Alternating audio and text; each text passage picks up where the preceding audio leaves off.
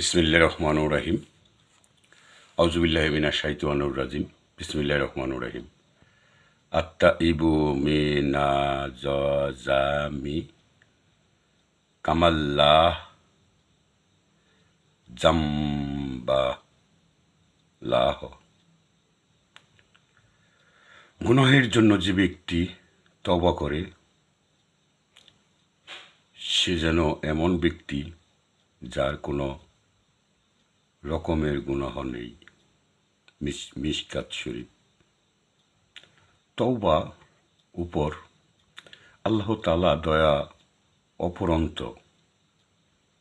প্রথমত তিনি গুনাহ ক্ষমা করে দিবেন, দ্বিতীয়ত তিনি গুনাহ মিটিয়ে দিবেন, তৃতীয়ত গুনাহের স্থানে নেকি দ্বারা পূর্ণ করে দিবেন। কিন্তু স্মরণ রাখতে হইবে যে এ সমস্ত ফজিলত তখনই অর্জিত হইবে যখন বান্দা গুনাহ করার পর বিলম্ব না করে তওবা ও ইস্তিগফার করিবে। এই গুনাহের উপর অবিচলন না থেকে নিজের অবস্থাকে দুরস্ত করে নিবেন। এই বিষয়গুলো নিম্নে আয়াতে এইভাবেই বর্ণিত হইয়াছে।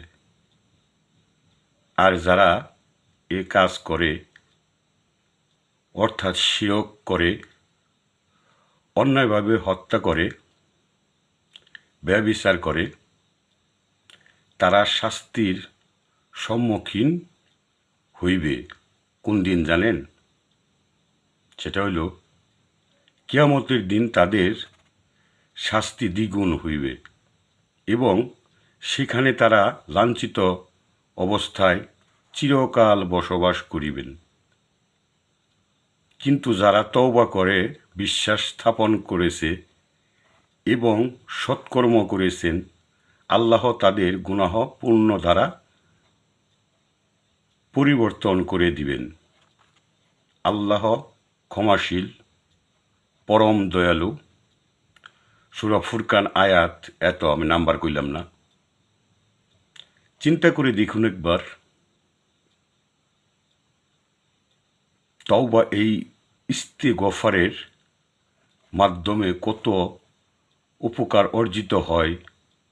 প্রথমত গুনাহ মাফ হয়, দ্বিতীয়ত জালেমের আগুন থেকে নিষ্কৃতি লাভ, তৃতীয়ত গুনাহের স্থানে নেকি লেখা, চতুর্থ এইভাবেই আল্লাহ পাক প্রত্যেকটার ফজিলত দিয়েছে। যে ব্যক্তি জান্নাতে যেতে পারা চার।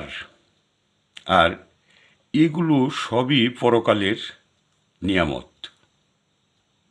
ইস্তিগফারের দুনিয়াতে নিয়ামতের সম্পর্কে আল্লাহ তাআলা নূহ আলাইহি ওয়াসাল্লামের দাওয়াতে প্রসঙ্গে বললেন, আমি বললাম তোমরা গুনাহসমূহ থেকে তোমাদের প্রতিপালকের কাছে ক্ষমা প্রার্থনা করো, তিনি অত্যন্তভাবে ক্ষমাশীল।